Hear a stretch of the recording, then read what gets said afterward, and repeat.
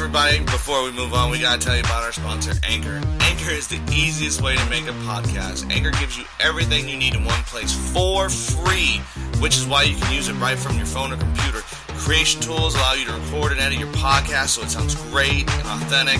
They'll distribute your podcast for you so you can be heard everywhere from Spotify, Apple Podcasts, Google Podcasts, and many, many more. You can easily make money from your podcast with no minimum listenership. Download the Anchor app or go to anchor.fm to get started.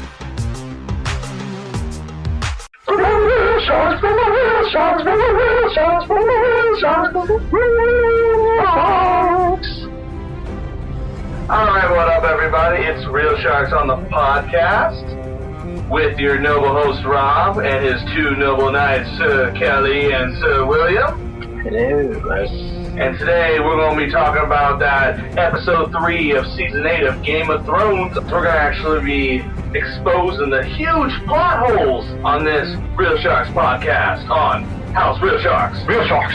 Sweat by 8. So, what's going on, guys? So, let's go around the table. And first, I want to get everybody's reaction to that episode. It happened, guys. Yeah, it happened. And that was some craziness. Took about 11 weeks to film this whole entire episode. 750 people on scene.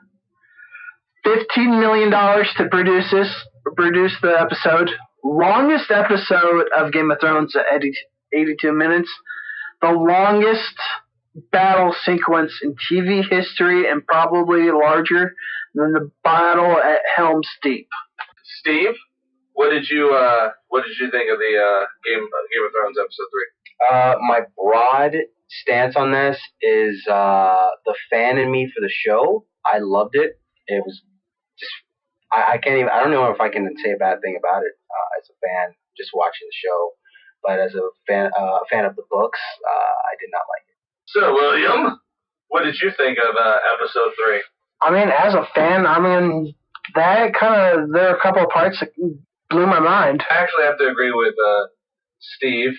As a fan of the show, a longtime fan, watching it, I really did enjoy the episode. As a book fan, though, I did not enjoy it. We're going to kind of get more into that here today. So let's go ahead and recap the episode, though. So that first 10 minutes, man, let me tell you, my heart was pumping. I can't remember the last time I watched something that made me just was right there, just like I mean, I loved every moment. I loved how it switched from Sam to Tyrion, and seeing them all get ready and everything. I love that. You saw Theon taking Bran over to the wood, the sacred wood. That whole 10 minutes was just so epic. I could not believe, though, the slaughter. Yeah, we had our first surprise for the episode. Definitely. Really, of the season, right? I think this is the first surprise. Melisandre returning. And, Steve, you were correct. She did come back this episode. Yeah, I felt like she had to come back, and she did in a major way. Score 1 for Real Sharks. So, I really thought, I thought that was crazy, but the only part I liked and I disliked the Dothraki flaming arc part, because here's why I didn't like it, because we've done this podcast for some time and we've reviewed movies, so we kind of know a little bit about plots. I kind of knew it was going to be a slaughter, and it's it's black as night here, you can't say anything, let's light up the swords. But it gives you that sense of hope. But that whole thing was just a catalyst to show them being massacred. You're going to see all the lights dim out. I knew that was going to come. And even though I was still oh my God, I was wow, I knew that was going to happen. But I still, I thought it was a good scene. It was.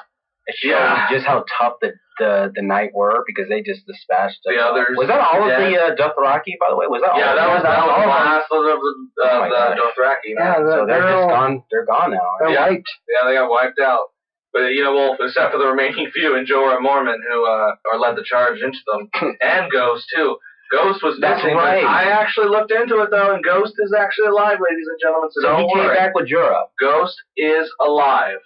So don't worry. For all those people posting that missing animal, the missing wolf, last seen in the Battle of Winterfell, don't worry. He's alive.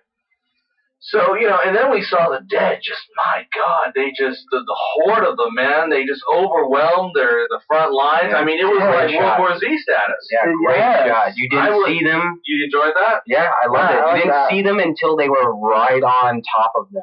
Yeah. You didn't hear them. It was dead silent. Even when they were killing the Dothraki, the lights were going off by one by one. Great shots. I have to hand it to the people in the production. Like Rob was saying, you saw them going out like it was just pyres of light, just going out, and you didn't hear anything. I agree and disagree because I think, and I hate to say it, you don't need night vision to listen to this podcast because that episode was a little too dark. But that's I agree. It was that was a thing everyone was complaining about on Twitter. But yes, I saw that. Ice Storm, hashtag Ice Storm. Yeah, hashtag can't see anything. I still thought it was a good episode regardless. I understand why they did it. It was probably for special effects purposes. But it was good. It was good regardless. But the way the dead just, man, came like a surf. Like it was like World War Z. It was crazy. It was like army ants. Yeah, they crawled over the Unsullied. They what was the point of the Unsullied, man? They just got massacred. I mean, no phalanx, no nothing. Just massacred. I think that's into our next scene, right? Where they were being overrun and they started retreating into the castle, and Grey Worm was out there. But Danny and John, man, riding those dragons, though. Great scene. Yes, huge budget. And that whole time, all I could think about, too, is this is why they need to make a movie of the Dance of the Dragons. This is why they need more side stories of the Targaryens in the HBO series. Stop focusing so much on Robert's Rebellion. Focus on that Targaryen stuff. Yes, it's big budget, but make a movie, man. I mean, so much lore. Awesome. So much good stuff. I thought it was awesome. I liked them incinerating the dead. I thought the music too. We can't forget to talk about the music. The music was brilliant in the episode. And man, it just kind of, just the whole fight just kept going. I actually thought for a minute they were all going to die. I actually held that for a second. I was like, oh my God. Maybe they are going to Which moment did you feel that way? Is when they were breaking through Winterfell and they were all like hoarding over the castle and everything after getting over the fire breach and everything, by standing on top of each other. I was like, oh my God. And then Clegane gave up and he's just like, we're fighting death. We can't beat death. And it was just a moment of like, oh my God. And the whole scene of like Jon falls, his dragon falls, which not dead, by the way. Rhaegal is still alive. So everyone he was punctured a lot, but yes, he's still alive. And then Dany comes and the Night King's there and she tries to incinerate him. Nothing works. Does not mean he's a Targaryen, ladies and gentlemen. We'll get to that later. And that whole fight scene with Jon, when Jon could not get to him because he raised the dead up again. I was like, oh my God, this is almost hopeless. And it was like even worse because he started raising their dead. Yeah. And they all looked around and looked at all, and they had to start fighting their own. And it was just crazy, man. And then you seen Jaime, up against the wall with Brienne and Pod and Torrhen, and they just looked like they were just going, like, getting overwhelmed. Like they were going to die. Yeah, everyone looked like they were going to die. And for a split second, I was like, man, this is getting bad. And then you got to one of the best scenes I thought in the whole episode, which was Theon and Bran. Turning towards Bran and saying, I'm sorry for everything I did to you, but then Bran saying, no, it made you the person you are, and it brought you where you needed to be this whole time. Brought you home. And right there, I was like, damn, that is a great scene, full circle redemption for a character. Don't forget the You're a Good Man, Theon. That was huge. He charged, the Night King like he said he would in the Battle of Winterfell before when he actually took Winterfell. Yep. He said, we're gonna die with spear in our guts, and that's what happened. Let me just make a side point too, man. The Night King, slow walker, huh? Right. There though. He slow walked his way all the way. Not to mention Jorah and Dany's falling and fighting out on the field, and Jorah's taking hit after hit after hit. Night King gets right up to Bran, puts up his hand. Looks like he's gonna give him a high five. That's what I'm like. Like, hey, because I kill you, a high five, little dude. But it was looking kind of hectic. Even the people in the crypt, you had the old ancient Starks like busting their ways out and killing people. I thought that was it. I thought that was it for Sansa and Tyrion. Yeah, when they looked at against their hand. Yeah. But man, I started thinking to myself, the first thing I started thinking to myself is, oh my god, who's down there? Okay, can't be Ned, because Ned was beheaded, and there's no bones, there's just his bones. I was like, oh my god, Rickon's down there chasing him. Oh, damn! Yeah, Rickon was down there chasing him. I started thinking Leanna was down there chasing him. Oh, jeez. Grandfather. God, yeah. No, because he got burned alive. Oh, no, that's right. They both got incinerated, so their bones, so no. But it was probably the more ancient Starks were definitely down there. They're down there. They were killing them. They looked old as hell. But definitely Rickon was down there. Oh, boy. At first, they didn't have the balls to show him, though. At first, I thought Rickon was the one with his legs chopped off, and I was like, oh, wait, no, I forgot. He got his legs chopped off. He didn't get his legs chopped off. Which Stark got his legs chopped off? Anyway, I'm sorry, we're getting a little off topic, but that's our funny side. That's because you listen to us, because you know it's funny. Yeah, but it was just showing you that they were just losing on all the fronts. Yeah, wasn't safe. But right as he's about to get that, party on the top floor, Arya comes out and just out of nowhere. I thought she was gonna die. Right there. Goes to stab him. She drops the blade like she did with fighting Brienne. Yep. And then stabs him right in the gut. Good shot. Boom. Everybody breaks apart. Everybody. All the Craster bastards. Mm-hmm. Craster bastards. Craster bastards. And I don't even mean to. I like it. All the Craster bastards. Yeah. Everyone broke. Undead dragon. The undead dragon fell. And that was the other thing, too. When that dragon was going through Winterfell destroying things, I was like, oh my god. I was like, John just yells at him like, ah! Yeah. Frustration. You guys see that thing that John was level 5 going against a level 99 dragon? Couldn't get past him.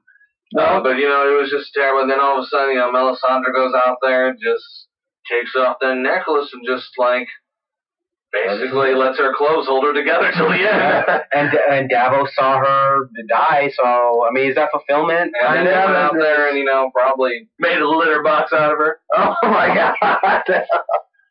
I don't know. Oh, God. All right, but that was pretty much the whole episode. Let's get to some of the gist. So we wanted to get to some of the gist, though. So for some of you, we're about almost 10 minutes in here, 13 minutes in. Mm-hmm. We're going to get to what everyone wanted to hear.